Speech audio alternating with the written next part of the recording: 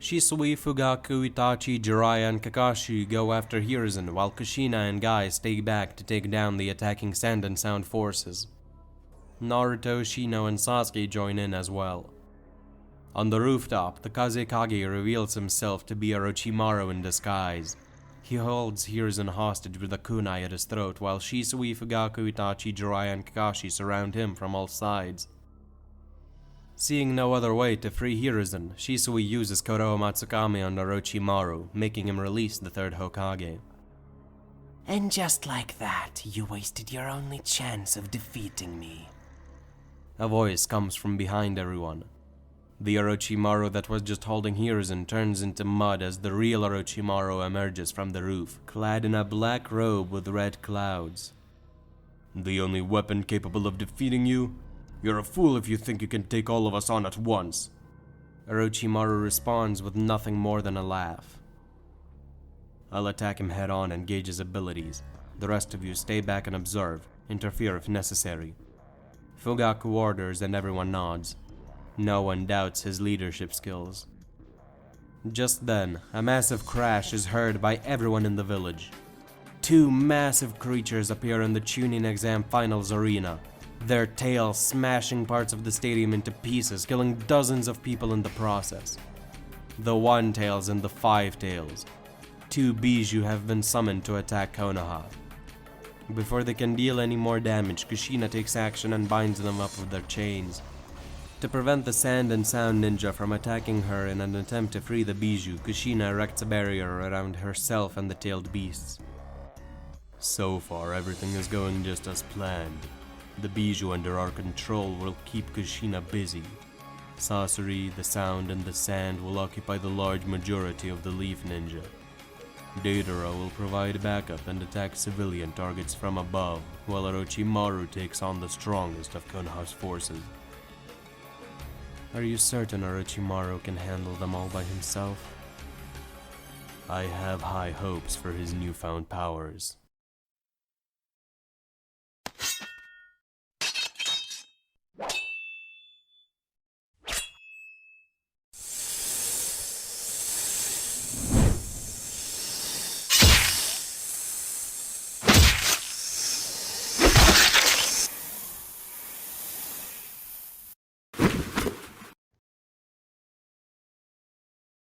You underestimate the Uchiha. Funny. I was about to say the same thing to you. Though I guess the wording is a little different. You underestimate me.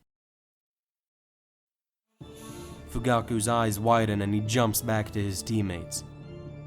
How did you get those? Orochimaru lifts up his arm and grips the sword stuck in his chest. He slowly pulls the weapon out, tosses it aside, and stands back up. I'm sure you'd be interested to know, wouldn't you? Remember the disappearance of Sonagi, Asato, Izugiri, and Arinaka Uchiha? You didn't. I did. I kidnapped the four of them and brought them to one of my hideouts. From there, I tortured Asato in front of all her friends. The things that poor girl experienced caused the others to feel intense emotion, enabling them to awaken the Sharingan. With the first step completed, I forced Sonagi to kill Asato. I don't know if you know this, but they were dating, you see. The pain of killing his own girlfriend awakened the Mangekyo in the boy's eyes. I repeated the process with Izugiri and Arinaka. Izugiri and Sonagi, two brothers who were tragically forced to murder their lovers to awaken the Mangekyo. From there, all I had to do was swap their eyes with one another to attain the powers of the eternal Mangekyo Sharingan. The final step was taking Sonagi's body for my own. The group listens in disgust and disbelief as Orochimaru explains all of this to them. Switching bodies? Is this your idea of immortality? Your blood-stained experiments are inhumane. You've fallen as low as to torture children and force them to kill one another to take their eyes afterwards. You're nothing but a monster. Oh, I wouldn't call myself that. I'm just a man who's willing to go the distance, no matter how many bodies it takes. How did you even know about the Mangekyo? Some advice from a certain man with a mask, that's all there is to it.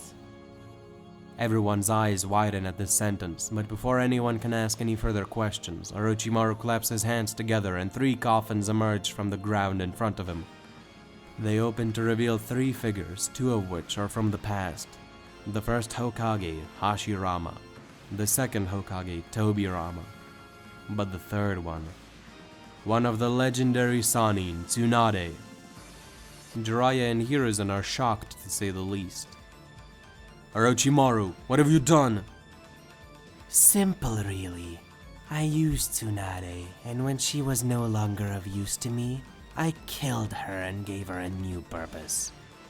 To destroy the hidden leaf.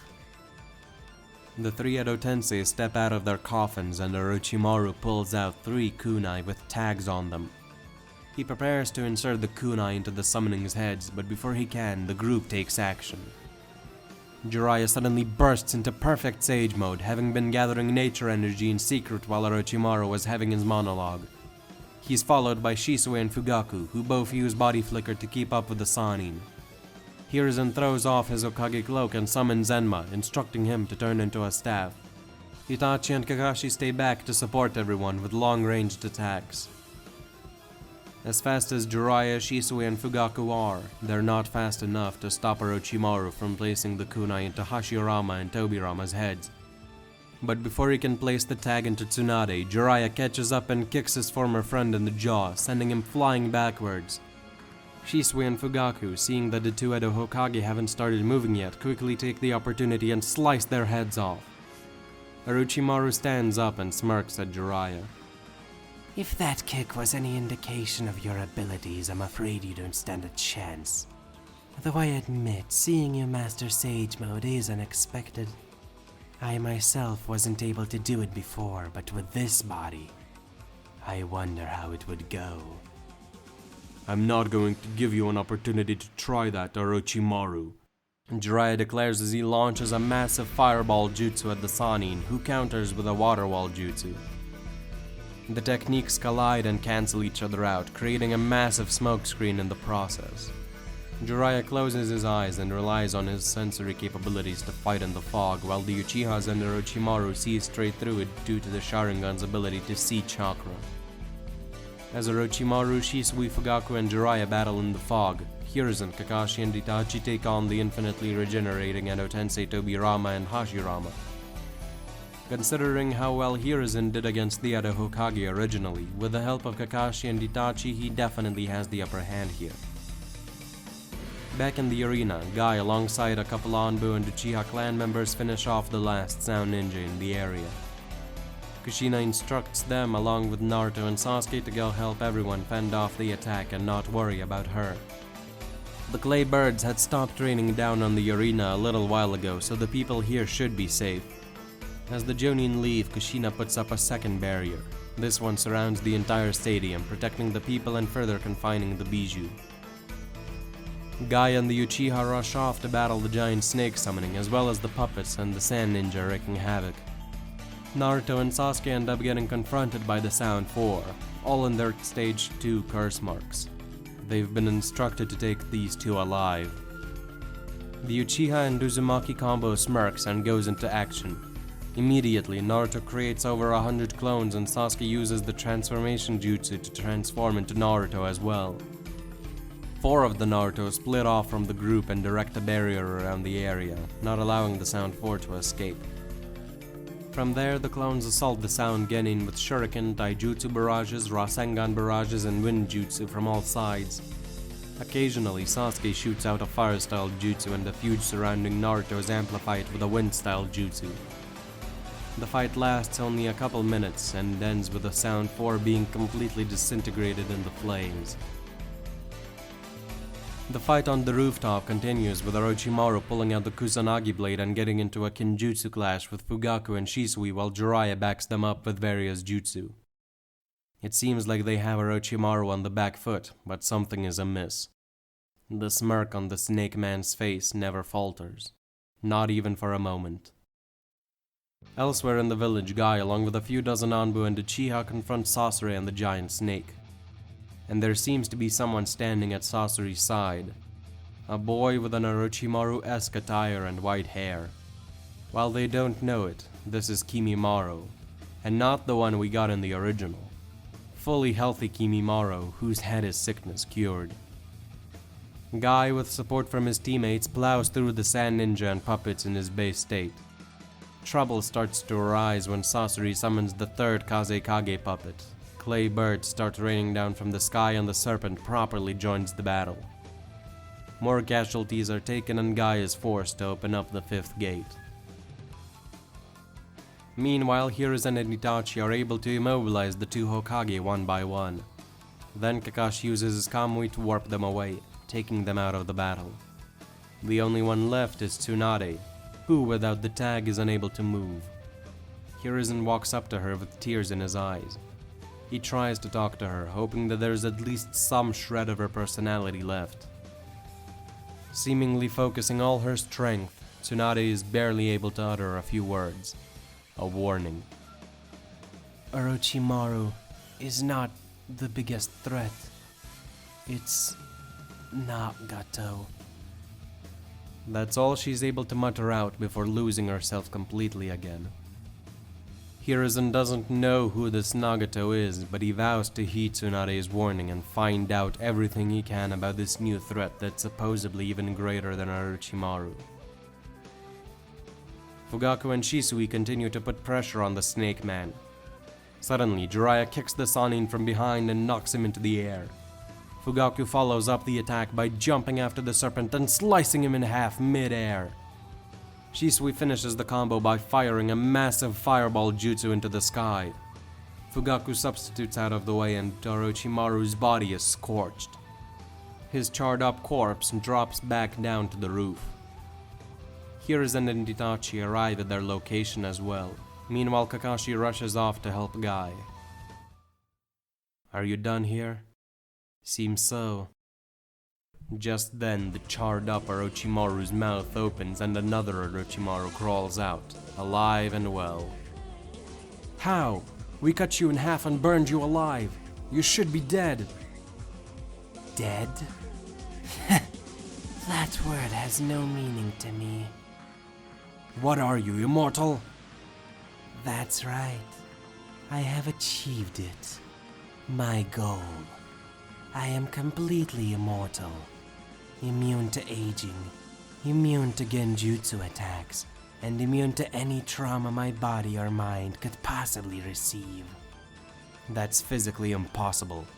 There has to be a way we can defeat him. Every jutsu has a weakness. I could try my barrier, but I doubt it could work. He's strong enough to break out. And his dojutsu makes him immune to our genjutsu as well. The way I see it, we have only two options.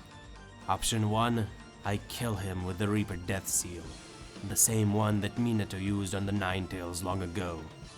And the second option is waiting for Kushina to show up and seal him away, but she's currently preoccupied holding down the Bijou. Isn't there a third option? Couldn't Kakashi warp him away with his Mangekyo? Orochimaru mentioned the masked man before.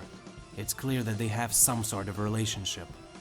If Kakashi's theory about the man in the mask being Obito Uchiha turns out to be true, then he can easily rescue Orochimaru from that place. It would be a temporary fix at best. We can't take that risk. I'll get rid of Orochimaru for good. No, you can't just throw your life away. It's the only option we have. Besides, I'll die soon anyway.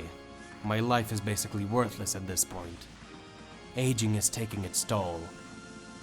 I support the third. He's not throwing his life away if he's saving the village in the process. Good to hear. Now, we must act quickly. Immobilize him so I can deal the finishing blow. That is my final order as your Hokage. Are you done with your little strategy meeting? Seriously, you should be grateful that I'm in a good mood and allowing this chat to go down at all. The Snake Man says before thinking something to himself. though I'll have to look into who this Obito Uchiha might be. Seems like I might be able to get some leverage on the man in the mask by threatening to reveal his identity if this turns out to be true. Lord Fugaku, we should... I know. A bright yellow aura surrounds the leader of the Uchiha clan, while a green one surrounds Shisui. Itachi looks on in awe as the true power of the Mangekyo Sharingan is revealed. Two Susanos are formed. The two Uchiha lunge at Orochimaru and slam their avatar fists down on their enemy. But the Uchiha duo is met with resistance. Orochimaru laughs. Did you really think that would work? I have the eternal Mangekyo Sharingan, you fools! A dark purple skeletal hand deflects the two Susanos and launches them backwards. An ominous ribcage forms around Orochimaru's body as his eyes glow red. The team looks on in horror as the skeleton is covered by skin, which is then covered by snake scale armor. I'll say this one more time. You underestimate me. As if to accentuate his point, Orochimaru Susanoo manifests a sword and swings it to the side. The shockwave caused by this simple action destroys a dozen buildings and damages many more. Do you get it now? Everything that happens here today is nothing more than a game to me. A test run for my powers. You have no idea just how truly terrifyingly powerful I am. The Sannin swings his Savitar sword at the group. Shisui and Fugaku jump in front of everyone and manage to block the hit with their Susanos. The two Uchiha are pushed back and their avatars are damaged, but they manage to stay on their feet. Orochimaru laughs as his Susanoo goes on a rampage, demolishing entire village blocks with just shockwaves of its movements. The group is able to survive the onslaught, but the power gap is clear. Gone are the days when Orochimaru was scared of fighting Itachi. Now he's a true force to be reckoned with, one that surpasses nearly every single living creature on Earth. This is bad. The only one that can stop him now is Kushina. Ha! Don't make me laugh. No one alive can best me anymore. Even if the 5 Kage joined forces, I would still be out of your reach. As he says those words, Orochimaru's right Sharingan starts to spin slowly. As it does, the world around him and the group starts to shift. The rooftop slips out from under everyone's feet as what seems like reality itself starts to rotate. Trees, houses, the whole sky, it all starts spinning as if it's caught in some sort of vortex. As Orochimaru's Sharingan rotation speed increases, so does the world's. Soon, everything around the group is nothing more than a blur, a tornado of infinite colors, spinning so fast that not even Fugaku or Shisui's Mangekyo can keep up. Orochimaru and the two Uchiha Susanoo dissipate into the vortex. Eventually, the tornado gets a red tint and starts to slow down. Soon, the spinning stops and everyone once again can feel the ground beneath them. But it's not a solid surface anymore. Instead, it's water. The group finds itself in what seems to be a different reality altogether, with a giant red moon that gives off a daunting crimson light which shines upon all things in this world, tainting the water so much that it starts to look like actual blood. The group is confused and on guard, but Orochimaru seems as happy as ever. He grins widely. Welcome to my domain.